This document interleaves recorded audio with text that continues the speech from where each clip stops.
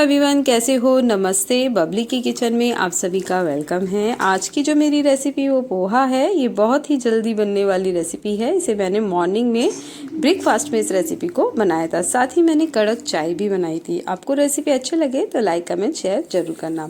तो यहाँ पे हमने पोहा ले लिया है। आपको जितना पोहा बनाना है आप अपने हिसाब से ले सकते हो। इसे हम वॉश कर लेंगे और एक बड़े से बाउल में ट्रांसफ़र कर दिया था। साथ ही मैंने यहाँ पे सॉल्ट और टर्मरिक पाउडर भी 1 स्पून डाल दिया था। इसे मिक्स करके साइड में रख देते हैं। अब वॉक में मैंने 1 स्पून राई डाल दी थी। फ्लेम को यहाँ पे मीडियम कर रखा है और मैंने यहाँ पे पीनट्स भी ऐड कर दिए हैं।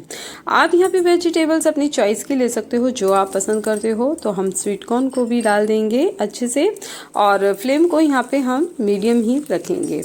और इसके साथ ही मैंने यहाँ पे मटर और कैरेट्स को भी इसमें ऐड कर दूँगी।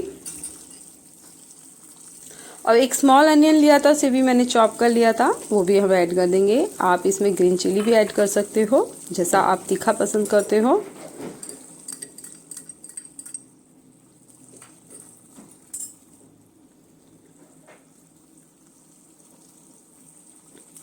ये मेरी स्मॉल पोटैटो है, इसे भी मैंने स्लाइस में कट कर लिया था। और यहाँ पे कड़ी लीव्स का भी यूज़ करेंगे, जो कि पोहे के टेस्ट को बहुत बढ़ा देगा ये। तो यहाँ पे मैंने येलो कलर की बेल पेपर का भी यूज़ किया था, तो इसे भी ऐड कर देते हैं।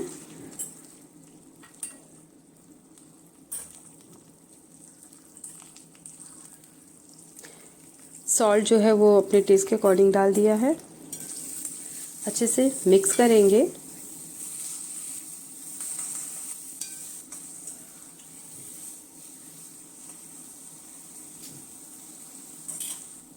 अब इसे कवर कर देंगे हम ढक्कन से कम 2 मिनट के लिए। तो 2 मिनट बाद हमारी वेजिटेबल्स जो है वो काफ़ी कुक हो चुकी है।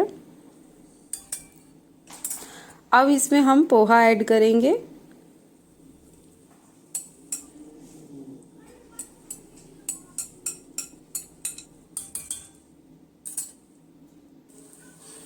सॉल्ट टेस्ट के अकॉर्डिंग।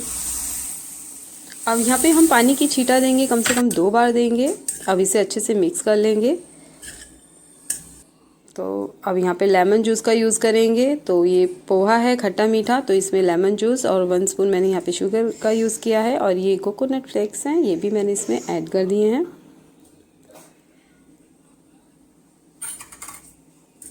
बारीक धनिया भी हम इसमें ऐड कर देंगे। अब इसे कवर कर देंगे करीब 3 मिनट के लिए, जिससे कि उसकी स्टीम में थोड़ा पोहा हमारा अच्छे से और कुक हो जाए। इसे ऊपर नीचे करते हैं तो आप देख सकते हो हमारा पोहा कितना खिला खिला और कितना सुंदर लग रहा है। और ये बहुत ज़्यादा ही टेस्टी बना था। अब साथ ही मैंने कड़क चाय भी बना ली थी। तो हमारा पोहा जो है वो अब बिल्कुल रेडी हो चुका है। आपको रेसिपी अच्छे लगे तो लाइक करना।